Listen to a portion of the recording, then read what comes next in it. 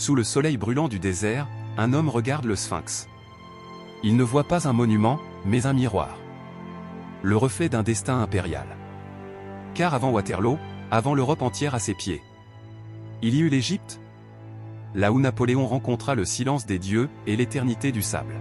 1798, le soleil d'Alexandrie embrase l'horizon. Les voiles françaises percent la brume dorée. Pour ses soldats, c'est une conquête. Pour Napoléon, c'est un signe du destin. Quand il pose le pied sur la terre d'Égypte, il murmure. L'histoire m'attend ici. Le vent soulève le sable, les dunes dansent. Rien ne bouge, sinon l'ombre d'un empire naissant. Le désert, éternel et indifférent, regarde l'homme qui veut le dompter. Napoléon lève les yeux, même le silence ici, parle au roi. Des milliers d'hommes marchent sous un soleil de feu. Leurs uniformes sont trempés de sueur, leurs rêves brûlent. Entre le sable et le ciel, la France avance vers l'inconnu. Le désert ne pardonne rien, mais l'empereur ne recule jamais. Au Caire, les minarets s'élèvent, la prière se mêle au bruit des tambours. Les Égyptiens observent ces étrangers venus d'un monde lointain. Napoléon, fasciné, déclare. Soldats, du haut de ces pyramides, 40 siècles vous contemplent. Derrière les canons, des savants tracent des cartes, recueillent des secrets. Les temples, les hiéroglyphes, les étoiles, tout intrigue l'esprit de Bonaparte. L'Égypte devient son laboratoire et son obsession. Face au Sphinx, Napoléon descend de son cheval. Le vent caresse la pierre millénaire. Qui était-il? Un roi? Un dieu, murmure-t-il. Dans le regard vide du Sphinx, il croit voir le reflet de sa propre éternité. Les canons français tonnent sur les rives du Nil. Les navires ennemis brûlent sous le feu des mortiers. Mais la victoire est fragile, la mer ne parle pas la langue des conquérants. L'ombre de Nelson approche. Dans la nuit, la flotte anglaise attaque à Aboukir. Les explosions illuminent le ciel. L'armée française, isolée, voit ses espoirs partir en flammes. Le désert sera désormais leur seule forteresse. La bataille d'Aboukir, un enfer de sable et de sang. Les canons rugissent, les sabres s'entrechoquent. Les vagues rouges de sang se mêlent au Nil.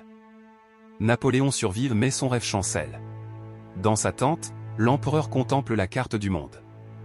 Ses yeux se perdent entre le Nil et l'Europe. Ai-je conquis la gloire, ou suis-je devenu son prisonnier, murmure-t-il. Les savants découvrent des trésors, déchiffrent des pierres, observent les étoiles. L'armée, elle, lutte contre la chaleur, la faim et les maladies. Deux batailles se mènent, l'une pour la connaissance, l'autre pour la survie. Les Égyptiens regardent ces hommes venus d'ailleurs. Certains admirent, d'autres résistent. Dans chaque ruelle du Caire, le murmure grandit. L'empereur du désert n'est qu'un homme de passage. Le Caire s'embrase. Les cris montent, les cloches résonnent, les sabres se lèvent. Napoléon ordonne la riposte, le sang coule sur les pavés antiques. La conquête devient tragédie.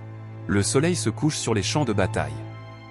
Les silhouettes des pyramides se découpent dans la poussière rouge. Napoléon regarde l'horizon, murmurant. J'ai voulu écrire l'histoire, mais c'est elle qui m'écrit. Les chevaux tombent, les hommes s'effondrent. Le vent efface leurs traces. L'armée d'Égypte devient une légende de sable et de souffrance. Une nuit, seul sous les étoiles, Napoléon médite. Devant l'infini du ciel, il sent sa grandeur et sa petitesse. Peut-être, dit-il, que Dieu parle à ceux qui osent écouter le désert. Des rumeurs montent d'Europe, la France tremble, le pouvoir vacille. Napoléon comprend qu'il doit partir. Mais quitter l'Égypte, c'est abandonner un rêve impérial. En secret, il monte à bord d'un navire. Sans un mot, il laisse derrière lui ses soldats, son armée, son mythe.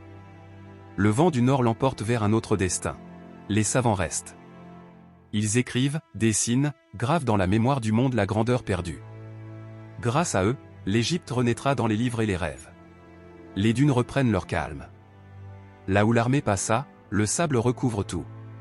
Seul le vent et le Sphinx se souviennent du nom de Napoléon. Dans le silence du désert, une légende murmure.